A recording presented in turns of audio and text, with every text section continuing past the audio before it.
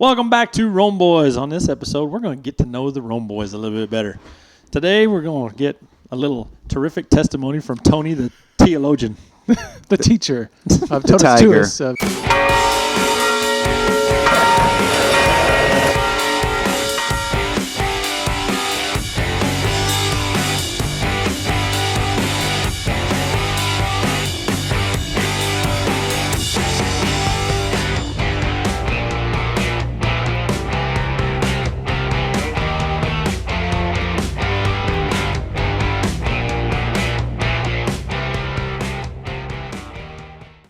I don't know what else we can say with T's. The tiger. So, tell us about yourself. So we all have a story. Who right? is Tony? And a lot of people have recommended that we say our testimony, another T. And so here we go. I was born in Springfield, Illinois, the land of Lincoln. Wait a minute. Is that where the Simpsons grew up? From the town of Springfield, he's about to hit a chestnut tree. Yes. Well, it's a Springfield, but we do know it is Illinois. I don't know if they ever said. I don't know. Anyways, so Springfield, Illinois, and I'm an only child. So, going to family reunions of my wife with like hundreds of people there is like, whoa, like lots of people. Culture shock. It is nuts, still is to this day. And we moved to Aurora, Colorado when I was 3 years old. And that's where Broncos fan. You got to love the Aurora. Broncos if you're in Colorado. That's Wayne's World. I live in Aurora, Illinois, which is a suburb of Chicago. Excellent. Close, but definitely wrong.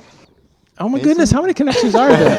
And on my birthday, Garfield, August 6, 1978 came out, the very first comic strip, Sunday, August 6, 1978. Really? I don't know if I can stand the excitement. And Pope Paul VI died. Oh, man. Way to replace them, Tony. I got more stories about popes, so remind me of that later. Did you say horror stories? Popes. Yeah.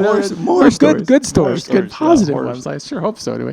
So I moved to Colorado and went to Catholic grade school from 2nd grade through 8th grade. A lot of people can have this experience. Like, I was not past the faith in Catholic grade school. Like, It wasn't passed on to you? It was not passed on to me. Like, it was taught as a subject, but super boring. Didn't like it.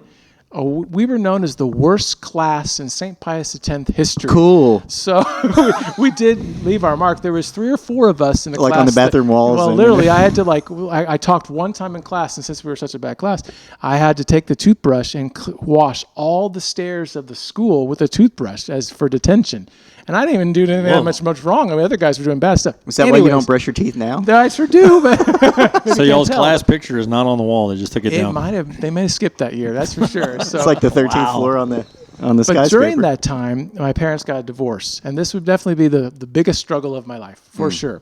They fought from years before holding that, my tongue. and then from when I was 7 years old all the way to I was 21, tons of fight, court battles. One day, my mom came home and said, "You have to make the decision. Do you want to live with me or your dad?" And I'm like, "Dude, I'm a kid. How old are you? I'm 7 years old. I can't make that kind of decision." So there was not very little consolation. No pressure. And then my dad remarried, and my stepmom was involved. And so that kind of made things even more stressful and intense because she took my dad's side and yada, yada, yada. But here's the grace, and probably the first moment in my life that I felt God's presence. So at the Catholic grade school, as many of them do, during the month of May, there's the May crowning. Sure. And my love for Mother Mary begins at this moment. So they were singing Marian songs. And at that moment, and I even years later today, I hear those songs, and it wasn't the same as when I was in 2nd grade and during the divorce. They sang those songs, and I felt this motherly peace come over me, as if Mother Mary was hugging me and holding me tight when my mom couldn't be there for me because she was constantly, my dad was the enemy and my opposite going the other direction. So I have a very, very special devotion to Our Lady because she was there for me, and she was a mother when I didn't have one. My mother was there. She did the best she could, but it was hard. It was very difficult. So I went to also Catholic high school. There I met an awesome theology teacher, and that's where it kind of all begins. I read C.S. Lewis's Mere Christianity. I read Peter Kreeft's Yes or No, and I started to actually care a little bit about the faith. I started learning more about the faith. I'm like, I guess they say there's 5 different levels of evangelization. I was interested now. It was something that like, okay, I'm kind of interested. And the teacher gave me an A in the class, and that was unusual for me because I usually got C's and D's and B, maybe occasional B. So apparently it was something I kind of liked. So as far as theology goes. How So high school years. high so, school? Yeah. And so I definitely, though, was into video games, girls. I wanted to be the cool kid in class. Who doesn't, right? And I was invited to go on this mission trip to South Dakota and with the youth group. And youth group is lame. And I was made to go to youth group. I was forced to through confirmation. It was a prereq. You have to go to youth group in order to go to confirmation. There was like 150 of us, huge church, got confirmed at our church. Almost every one of us didn't want to be there. We're just going through the motions. Making fun of it. And Exactly. It was just like something to do, check it off the list. So one of my mom's friends asked me, would you like to go on a mission trip to South Dakota? Everything inside of me, the dead self inside of me, all self-serving and hurt and broken kid, said no way. But out of that, because of confirmation, I would say, the grace of the Holy Spirit at that moment, I go, yes, I would like to go on this mission trip. I'm like, what the heck did I just say? That's the last thing on earth I would ever want to say. No video games, no job, no seeking out the girls, whatever else. So we're in these vans traveling from Colorado to South Dakota. The Badlands. Literally, That's what it's called. Right. And it's like, I don't know how long of a trip it was. It was forever. I didn't say one word. I didn't want to be there. I was just closed, not into it, didn't care, whatever. We get there. One of my friends was there on the trip, or at least he was a little bit older and I knew him. And he said, would you like to sing songs in front of everybody here at this camp? I'm like, lame.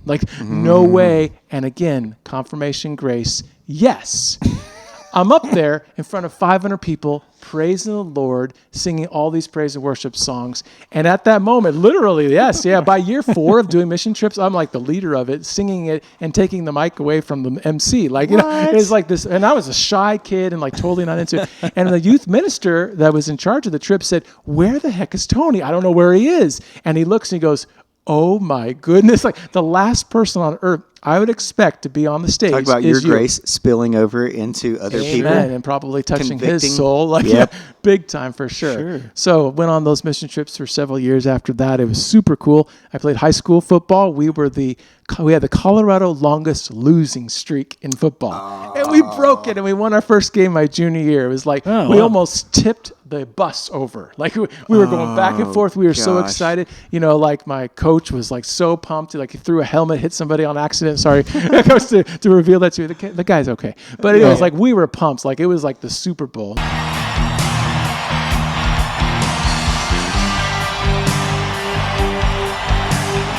And then we won 3 games the next year, and that was huge to us. It's still a losing record, but at least we did. This is in Aurora? This is in, at that time, Denver. Yeah. Denver, so Bishop Mashpeth Catholic High School in Denver. So cool. Yeah. So anyways, I went on those work camp experiences. I played college football for Sterling College for a year, and I was at a Protestant Christian school, one of 5 Catholics. And so this is what made me into a theology teacher, because they asked me questions about the Catholic faith. I had no idea. You became a target. Exactly. And my theology teacher and all of his notes, I had that. I'm like, where the heck, did we hear about this in class? Worshiping Mary. I know we don't do that, but what's the answer to that? Yeah. And the cracker that you have at Mass is Satan's cracker. No, it isn't. I know it's something special. I didn't really articulate it was really Jesus' body and blood. And so I was challenged like crazy. So I said, I want to do something more to learn about my faith. And we went on this convention, KCCSC, Kansas Catholic College Student Convention, all 5 of us Catholics on campus. We went to it, and there was a booth there for Totus Tuus.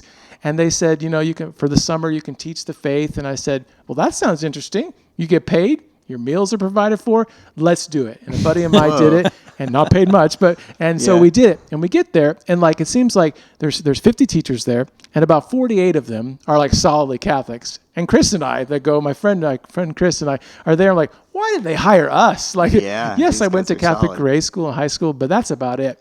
We go into this lower room, we're in the upper room right now filming this. Right. It was literally like a cave, and there was no catacombs. windows. Exactly. And they had the monstrance out with a light on it, and the Eucharist is there, and everybody's bowing to Jesus in the monstrance. Now, I'd seen adoration before a couple of times in high school. This is Catholic grade school, Catholic high school, a couple of times. And you're still in Sterling College at this time? I'm still at Sterling College, correct. Yeah. Perfect timing, because I'm getting challenged with all these questions of the faith. And so I get there, and I'm like, I think everybody in this room believes that that's Jesus.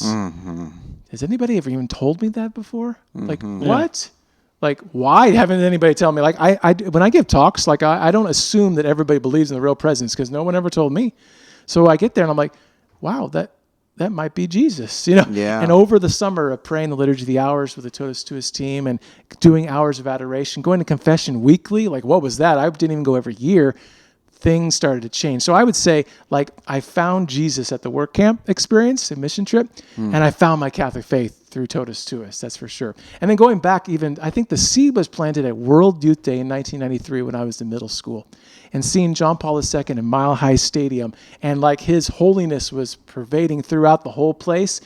At that moment, the seed was planted, but it had to grow over the years through all these experiences. Sure. So, Yeah, well, I just think about like tending the soil before, because if that seed would have fallen on dry ground. Right. The mission trip thing wouldn't solidified, the Yep. whole Totus Tuus stuff there. So And Totus Tuus, what does it mean? Latin for totally yours is like the best, awesome Catholic vacation Bible school style thing that your diocese should definitely have. It's amazing. Our diocese is starting it this summer. I heard Praise that. God. Yeah. After tons of prayers and like 20 years of trying to get them to do that. I didn't say I did it, but it's the Holy Spirit. Yeah. Praise God, it's going in our diocese. So I did that for 4 summers.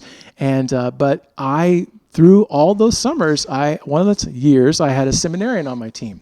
And I said, you know what? I'm going to check out the seminary. And I visited and I said, you know what? I'm going to check out and think about Where at? becoming a priest in Denver. Yeah. So St. John Vianney Theological Seminary, after I graduated from college and became an apologetics king because I had to answer all those questions about the Catholic faith. What was your degree in at Sterling? Religion and philosophy. Thanks for bringing that up because Yeah. I was the only Catholic in that department. Getting Yeah, that right. degree, hearing all kinds of sides. I really Oh, feel yeah. like I know the Protestant perspective because I was taught it. Yeah. And in seminary, we had an Orthodox, or he was a Byzantine Eastern Rite Catholic priest, heard his perspective on things. And then I had to read all these books on my own to get the Catholic perspective. I'm so jealous. it was a cool that God did all those Yeah. things for sure. So I was at St. pretty John cool. Vianney Seminary for 2.5 years, some of the greatest years of my life. Like, I recommend every man to check it out, and every girl, young Yeah. lady, visit the convent. Like, it was amazing. We had a spirituality year. I went on a 3-day, an 8-day, and a 30-day silent retreats.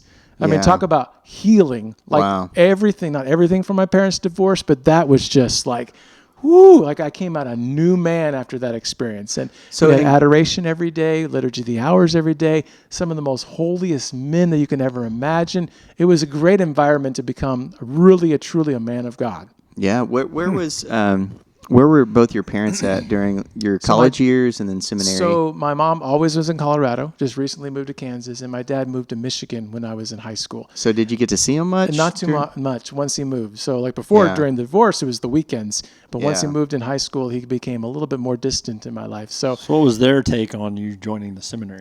my dad's What- like, were my they- dad is always a provider. So like, how are you going to provide for your family? But then he realized, well, I guess they'll take care of you. Yeah, because right. the diocese will take care. And my mom was ecstatic. Like, she was pumped, because she was going through a conversion herself. And by the time I made it to those years, she was really into her faith. Were they both Yeah. cradle Catholics? Or Yes, didn't? Okay. both were cradle Catholics. Yes. And you've shared with me, Tony, just about your grandfather Yes. and all of this. I know he's a big part of your life. Definitely, yeah. Oh. Well, both grandparents. I mean, one yeah, was yeah. the ones were on the Frasco side Yeah. were definitely into their faith, but a little more cultural Catholicism in there. But it was they important to live? them.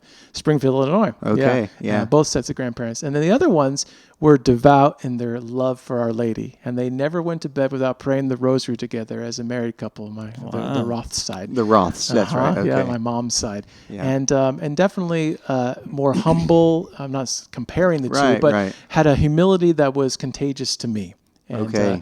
and so thanks for bringing it up, because when my grandfather passed away, I was in the Sterling College choir, and we were actually singing this huge 1-hour symphony on Our Lady in a Protestant college. What? And so he passes away, and I'm like, kind of sad for me, planning to go to the funeral. Yeah. And we sing for an hour on it was the Magnificat, and every single phrase of the Magnificat was a certain song. So like literally it was like 3 minutes, 5 minutes for every single phrase of the Magnificat.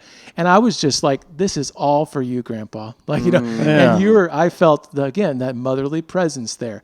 Zoom ahead to like I'm outside the seminary and I'm married, and we go on a pilgrimage to the Holy Land, and my grandmother passed away during that pilgrimage. And it was crazy. We were on the Sea of Galilee. Who were you with? I'm with a group of people that said want to go on a trip with me. Basically, I'm inviting everybody and their mom to come. And one of my students came, and other random people too, and friends, stuff like that. And we're there on the Sea of Galilee where Jesus was. And I'm sad about my grandma passing away. And this dove lands right by me on the deck. And I'm kind of a distant away from the group because I'm like, I got them here. Now it's my time to peace out kind of thing. You know, like I planned for a year this whole trip. And so there's the dove, and then it flies off, like right when I kind of had some peace, like, you know, like, oh, yeah, grandma kind of thing. Yeah. And then it flies off, and it joins up with this other dove, and they fly off together. Whoa. And I'm like, dude, grandma and grandpa, you're like in heaven together kind of thing. I thought it was going to be you pooped on your shoe. But Yeah, that would have happened in Venice, but Yeah. that all on those trips. But anyways, so awesome experiences with awesome grandparents. And again, like my mom was going through that conversion process and seeing her going through things. Of course, being proud that her son is going to become a priest. And when I wasn't called to do that so much after, 2.5 years of seminary was amazing, but I really felt called to the married life.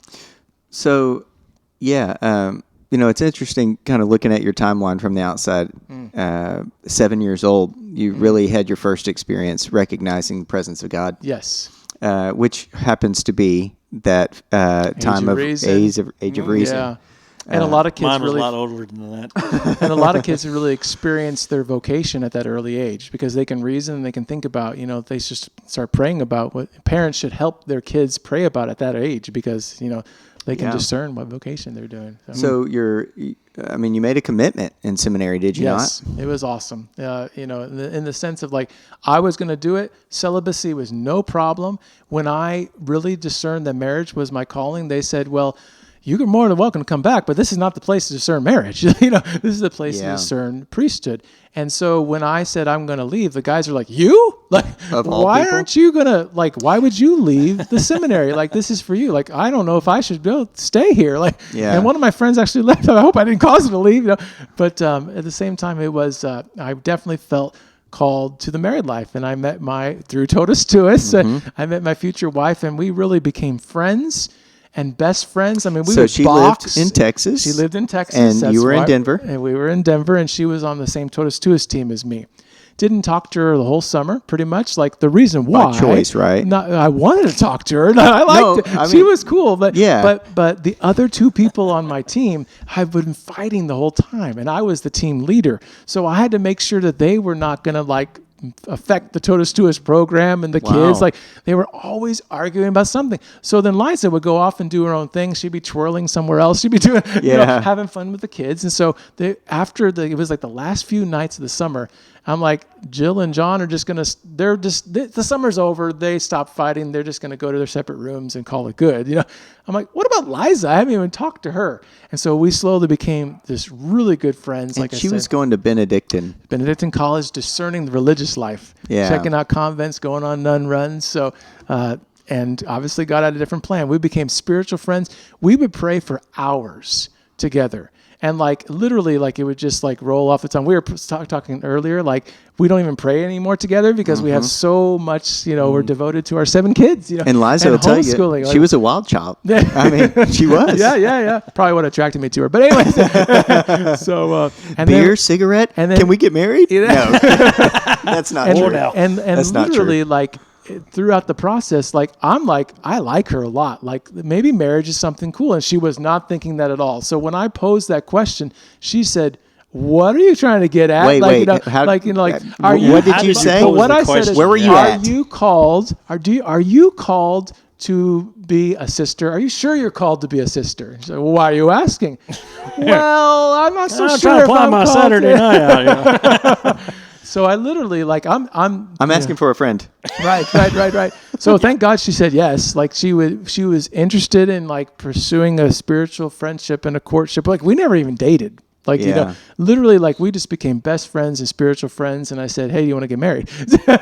And literally I planned this out. No, this is great advice, guys. So I get the church. And I first of all, okay, back up. So I said, I'm going to take you somewhere, but I'm going to have to blindfold you. Oh, that sounds So legitimate. she just graduated from Benedictine College, and we're living in Denver. She has a job, and I have a job in different areas.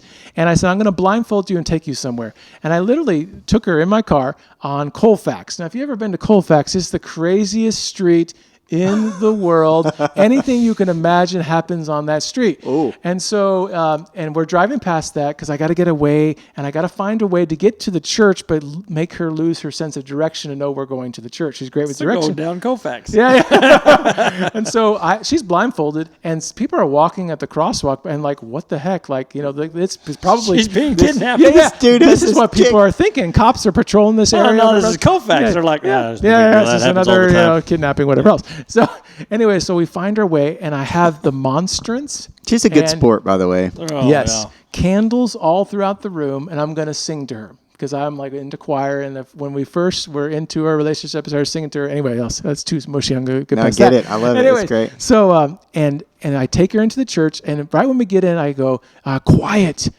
Be quiet. And she's like, why do I need to be quiet? Well, somebody's here, I said. I didn't know what to say. I got nervous, So we walk down the middle of the aisle. We go around into the Adoration Chapel, and I am with the ring, which is a whole other story how I was able to pay for the ring because I got out of seminary. I had no money. Anyways. Smeagol. And I'm literally on my left knee, genuflecting to her, but not because, the king, Jesus in the Eucharist, is right behind me. And I said, take the blindfold off, and she can see Jesus, she can see me, and I have my hand up with the ring like that. So take pointers, guys. Anyway, I'm already and I married. said, That's- too late. will you marry me? And she said, let me think about it. Woo! And that was the longest, I don't know how long it was, maybe 30 seconds, maybe it was 2 seconds. But then she eventually said, well, God never said no to you. No, so sure, yes. I'm like, thanks a lot. She'll still say that to this day. He never said yes or no. So I'll just take it as a yes. So whatever, I'll take the yes. It sounds good. Wow. You got married to me. This is all good. So Now, Melissa, to this day, won't agree, and I'm not telling my story, but yeah, our wives are sisters. And so when I was down on one knee, and I asked the question, I didn't get an immediate answer either. I got to know. did you? She was joking. She went, nah. That's awesome. Yeah, it was good. I'll share mine. No, some you're other time. good. You're good. So I taught theology for 11 years in Kansas. I've been a pilgrimage coordinator for 5 or 6 years now, helping people go on trips to all the holy sites of the world and that kind of thing. Married with 7 children, and just trying to teach the faith to my own kids and all of your guys' kids. I was able to teach some as well. And Yeah. I've been doing this Rome Boys thing for a couple of years and promoting crazy, it and right? that kind of thing. But it's so cool how God can work with someone like me. Yeah. Yeah. The shy, overweight. I was 275 pounds. Oh, when I went to seminary, you still have your I- driver's license, don't you? The picture. Yeah, I do. Big cheeks, man. Big old face, Dude, I double gotta see chins. that. Big Tony. Yeah, exactly. And so I went to seminary. What position you I play in football? literally came out a new man in seminary because I lost 75 pounds, Whoa. and spiritually in the shedding of the years of Yeah, divorce. absolutely. So what did you ask? I'm sorry. What position did you play in offensive football? line, of course. Offensive left tackle. I was a big dude. Yeah. So Wow. yeah. But my best game was we went into triple overtime, and we unfortunately lost against the other Catholic school, but our crowd was totally into it because we did pretty yeah. awesome. We're the losing team, right? So even go to triple overtime is pretty awesome. Yeah. And High I school was or college? High school. This is Okay. high school. And I injured 3 guys, and I looked over on the 4th guy, and they're all on the sideline, and they're like. That guy. I'm like, those guys are all crippled now because of it. Because I'd have this crush block and I just take them down. Anyways, Nice. some good times. So it was huge, man. I just crushed them in the ground. So Yeah, they yeah. didn't have There's anything else to Leon. put in. Good. Yeah. Exactly. So, Man, 275. That guy's a $150. I yeah. got him. Yeah. I went against the guy who's 325. So there were some big dudes Oh, yeah. out there. But yeah.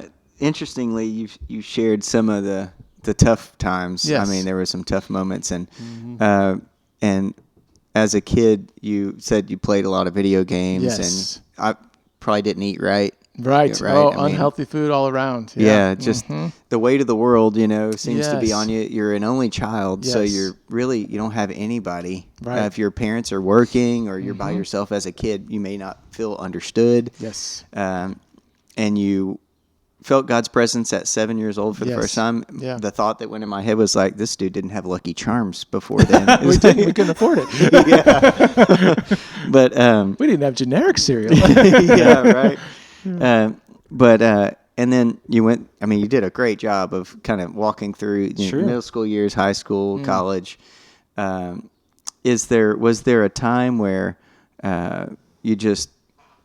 you had those moments where you were in like a dark place? I know Yes. I Yeah. hate to go there, but It's tough, because it'll still affect you today. Yeah. Like I'll mention on episodes, like everybody, you're loved. Yeah. And I need to hear that still Yeah. today because I didn't hear that as a kid. So yeah, to be able to really let that soak in. Like I would say that to my students, and they would come up to me and pat me on the back before every single class. Mr. Frasco, you are loved. And I'm like, you are Oh, loved, that's Armando. great. You are loved, Jose, whatever it may Yes. be. To show them that if you have that as a starting point and that's your building block, you can go anywhere in life. But you have Amen. to have that. You gotta know And that you're loved. How can you Yeah. love the Catholic faith if you don't know you're loved by Almighty God? yeah, like in the airplane, you got to put your oxygen on first, right? You have to Right. know that you are loved, Right. and you are special. Right. Um, How are you going to be a father and a husband if you can't help your kids to know that they're loved? If you Yeah. it all, Sure. So then, that's where at that point, how do you feel like your childhood and your rearing, what you learned through that experience translates into what you see in your own kids? Like what you really just want to make sure you first you do for 'em. learn what not to do is what Yeah. like I do the opposite of that. It seems to work out pretty well. There was some good moments. Again, my parents did the best they could, Sure, yeah. But at the same time, I'm so blessed that God can take somebody like me, and I find such an amazing wife that we can create a family that is hopefully, God willing, holy and going to transform the world. It's remarkable. It's like St. Augustine, but in a different way, right? Yeah. How the conversion there and the conversion of my mom's, her own soul, like, and she Yeah. loves the Catholic faith and everything as she went through and the healing as she went through is awesome. Like I was Yeah. with her all the time. Like, she's the Right. one that raised me. So Yeah. it's a beautiful thing to see your boys, I mean, my oldest 4 are boys and the girls are young now. So it's hard to tell. So young, eventually they'll get there.